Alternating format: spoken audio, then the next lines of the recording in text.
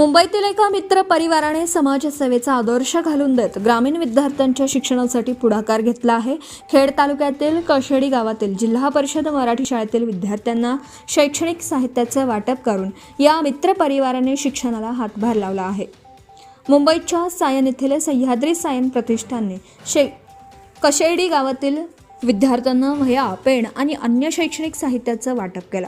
कशेडी गावाचे मूळ रहिवासी विश्वनाथ खळे यांच्या माध्यमातून गावाशी जुळलेल्या जिव्हाळ्याच्या नात्यातून हा उपक्रम राबवण्यात आला। दरवर्षी गावाला भेट देणाऱ्या मित्र परिवाराने यंदा गावकऱ्यांकडून मिळणाऱ्या प्रेम आणि आपुलकीचं परतफेड म्हणून विद्यार्थ्यांच्या शिक्षणासाठी स्वखर्चाने साहित्य उपलब्ध करून दिलं। या उपक्रमाचं ग्रामस्थांनी स्वागत करत मित्र परिवाराच्या सामाजिक बांधिलकीचं कौतुक केलं। या उपक्रमात विश्वनाथ खळे, संगम कोळी, दुर्वेश गावंड, निलेश सोलकर, महेंद्र केणी, अक्षय रेवाळे, सुशांत रेवाळे, प्रशांत बामणे आणि सूरज बंगाल यांनी सहभाग घेतला।